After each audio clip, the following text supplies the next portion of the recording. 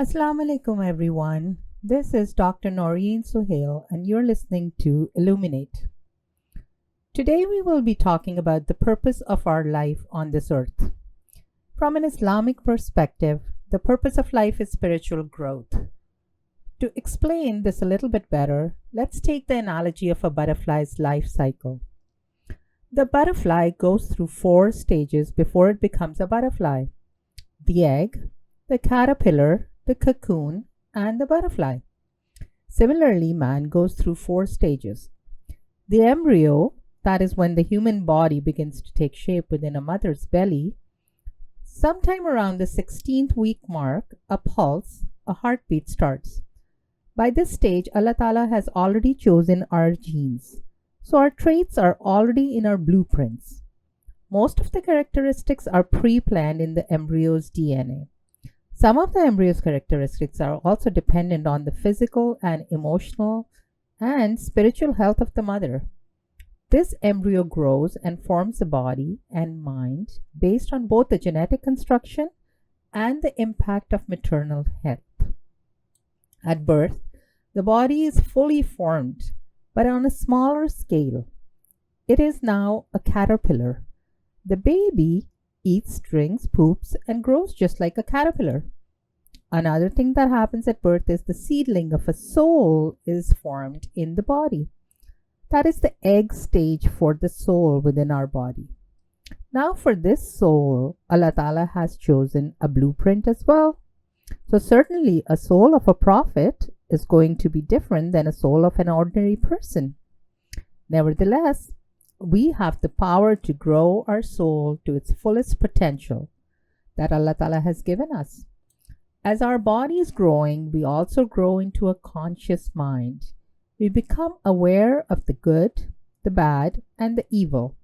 We can discriminate the right from wrong.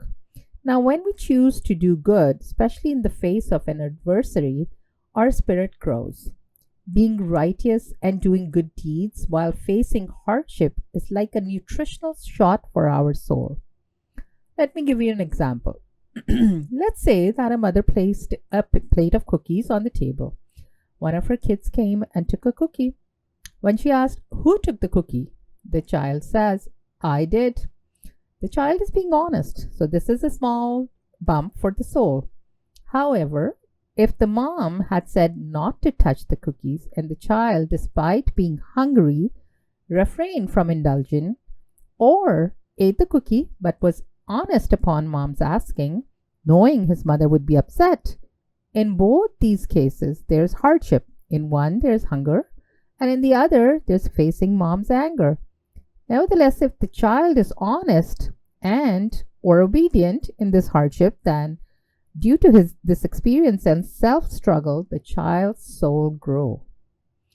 Another more complex example would be seeing someone being a victim of bullying and standing by them, or witnessing a crime and knowing that everyone will be calling you a snitch for being honest, despite this hardship, reporting it.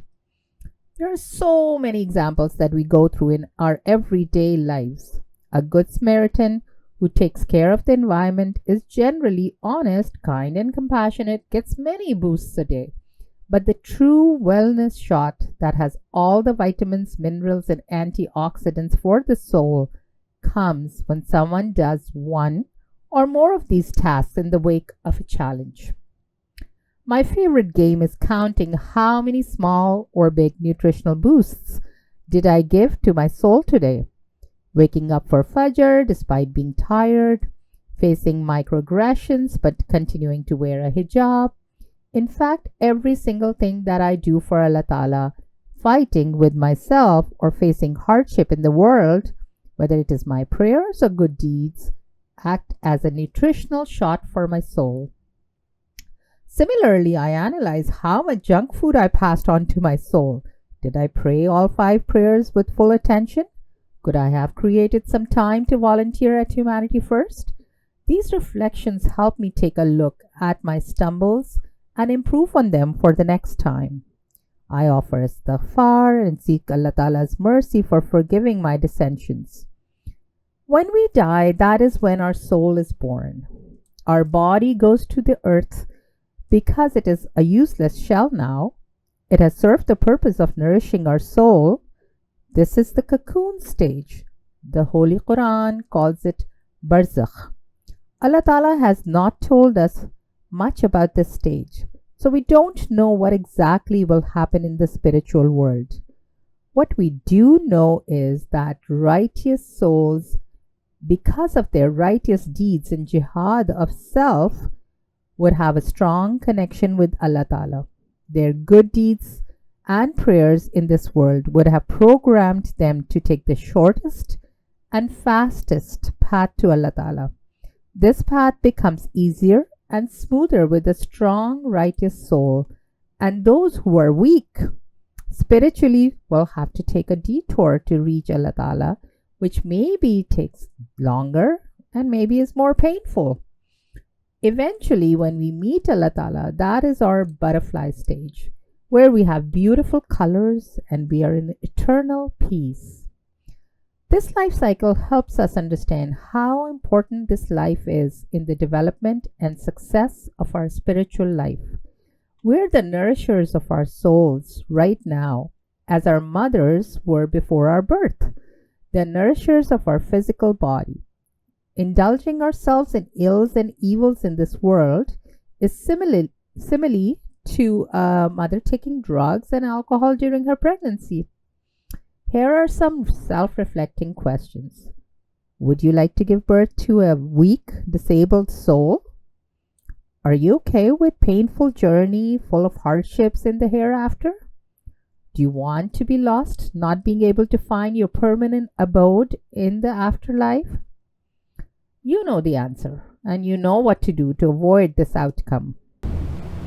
This podcast is a humble effort in gratitude to Allah Ta'ala. It is based on Dr. Naureen Sohail's observations, personal experiences, thoughts, and learning while navigating her own life as a Canadian Muslim. Allah Hafiz, until next time.